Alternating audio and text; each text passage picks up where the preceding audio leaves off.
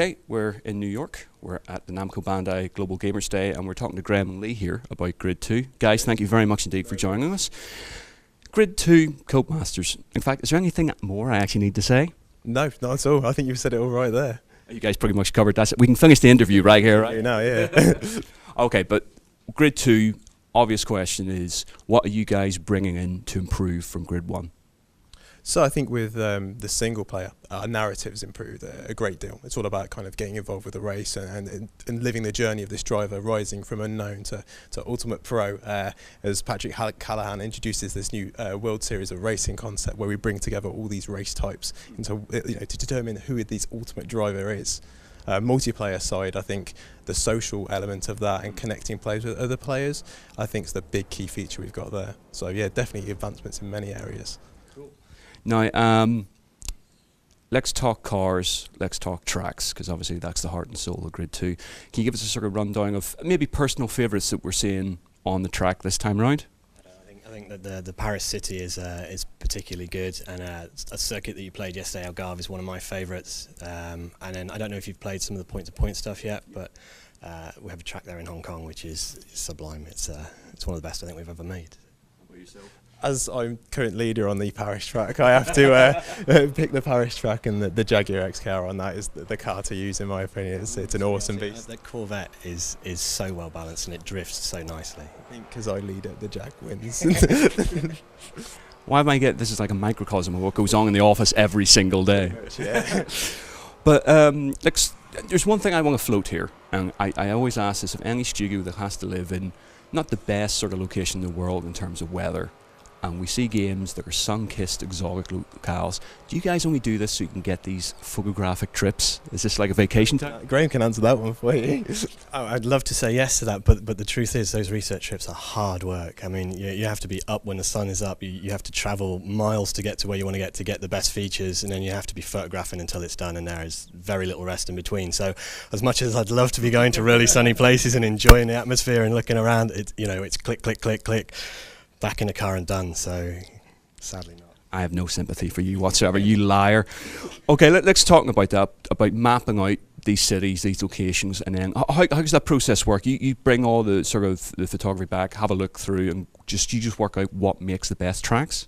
Yeah, I mean, I think the first part is actually like very early location selection, where you'll be looking for locations that stand out, that you would look dramatic, and you're also looking at some of the street view and some of the satellite maps in there to figure out, has it got lots of undulation? Are there lots of interesting street corners that you can take forward and use that will give players a nice variety and different challenges, rather than just the same corner over and over again.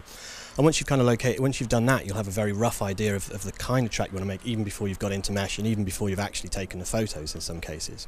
And then we want to get feet on the ground, because to get the best kind of experience, it really helps to have someone with kind of a little bit of local knowledge of like how these things fit together, and what changes we can make for gameplay that aren't going to change the feeling of the place. So you still get that sense of being in Paris, you still get that idea that you are in Dubai, although they're not exactly as they would be in the real world. More like a sort of slightly artistic interpretation of it. Yeah, absolutely. I mean, they have to be tuned for gameplay, so in conjunction with the car handling guys, they'll give us a decent benchmark car to start building the tracks with, and it's that synergy between car and track that makes for a really pleasing experience. So you'll be shaping some of the apexes on the corners and adjusting the amount of pavement and runoff that you want to give the player, until you get to something that flows really well and is rewarding for players.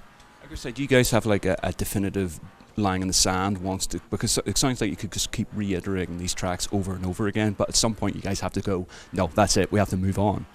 Yeah, you could do. I mean, but time is a factor. I mean, we have to get the game built and we have to get it in a box. So yeah, you have to be quite strict with the cut-offs. And there does come a point where you're changing things, or you change things, and they don't necessarily make things better. They just make it different. And if you have the skill to spot that, you can kind of draw that line and go, well, it's a change we could make, but it's not really going to make a big difference. So let's move on and spend our time on something that does need more work. Multiplayer. You guys building so many systems into this to sort of draw people in with the weekly challenges and everything like that. Is that sort of like a challenge for racing games these days, given the whole social element as well, that you have to have this thing not to do a couple of races, but someone they'll invest like 6 months to a year of their time? I think for us, expanding that multiplayer content beyond just racing and trying to create more to it was definitely what we wanted to do. Obviously, you've got the rival system, so we can socially connect you with people who you may never know and you may never see.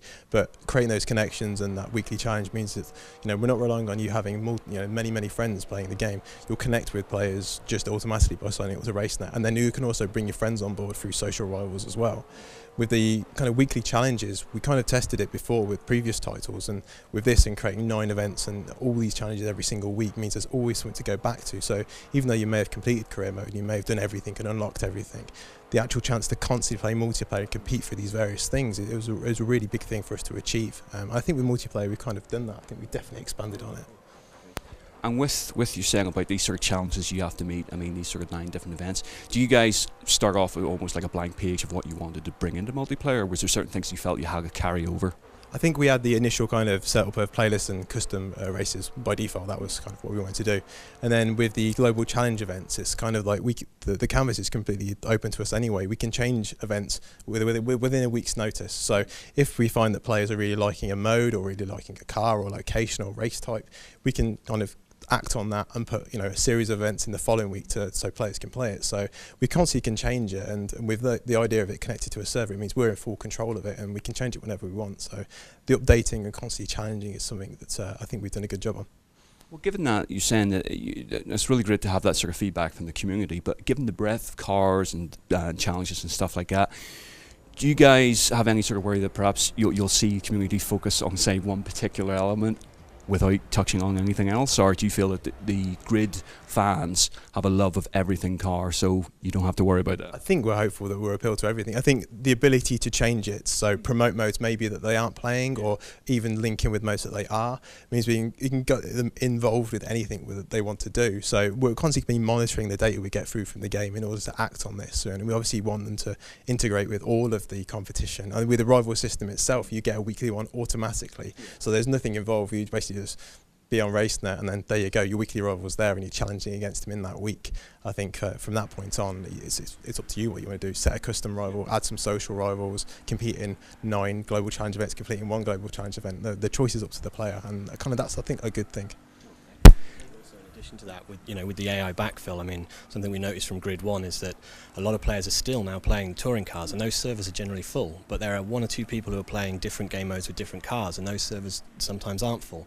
So with the AI backfill, if you have a particular mode that's your favourite, but not so many other people are interested in, you don't have to feel like you're racing alone. You're always going to have competition on the track, and it really was about making sure that on-track experience is brought forward from Grid 1 and improved on.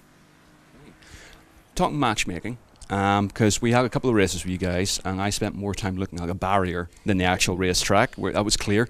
How do you guys balance the system so both sets of players are supported and not conflicting with each other? Good one for Graham to talk about how that works. Yeah, I mean, there's a lot of metrics in the player matching system that looks at things like true skills and time online to try and match people correctly, and particularly with the custom event, there's an awful lot of filters in there. So when you set up your own server, you can be quite specific about what setup you want to do and how you offer that. So particularly with the collision player ratings, you can make sure that if you're like a sort of professional racer and really like to race clean and don't want to have your race experience disturbed by having people who are going the wrong way or just crashing into you and using you as a brake, you can use the player rating system to kind of filter all the potential players to kind of get down to that crowd who all race clean, so you can have some really interesting and competitive races. Talking about legacy with Codemasters, I mean, do you guys have a certain vibe about what makes a Codemasters racing game? I mean, are you guys aware, is there any sort of pressure in that you guys have to deliver? Not necessarily just even within the game space, but bettering previous Codemaster games? Particularly on this project, I mean, the original one of BAFTA was massively well received, around the world, and there's an awful lot of pressure to take that series forward and improve it, and it was a massive challenge. Yeah, definitely. I think we have this legacy, and we constantly want to evolve and make it better. So it's no case of resting on our laurels. We want to constantly improve and make it even a better experience as we go. So I think we're striving to make those games even better than we've done before. Now, the game's out in May, am I correct? Yeah. Okay. So where are you guys? Have you guys finished? Is it all feet up, relaxing, right? You guys can just go and have a couple of drinks now. Yes? RaceNet features are pretty much there. I've received emails this week and stuff, so yeah, checking back. But yeah, we're pretty much in a good position on RaceNet. Definitely the rival system's kind of working, the global challenge system's working, so we're all ready to go. Well, I know, yeah, from the emails I've been getting this, whilst I've been over here, is that, the guys are still working very hard, putting that final polish on and making sure that everything is really locked down. So. And sort of wrapping up then, what's the plan after the fact, after the game's released? I mean, what sort of support are you guys giving it? I mean, what's the plan? So with regards to RaceNet features, we're going to constantly look to add some new content and new objectives and that for the player to hit new milestones for them to achieve. And then going forward, we want to evolve the service as a whole as it connects with future titles. So yeah, for us, we want to constantly provide some challenge there for Grid 2. That global challenge system with all the events will update every week until eternity. So there's always going to be something to play. But with regards to features, we're looking to grow our feature set on RaceNet as well, game side. Yeah, I'm sure there'll be announcements in the future about things that we're trying to add to the Grid 2 experience. Cool, excellent. Well, guys, thank you very much indeed for your time. All the best. Cheers, thank you very much. Cheers, thanks very much.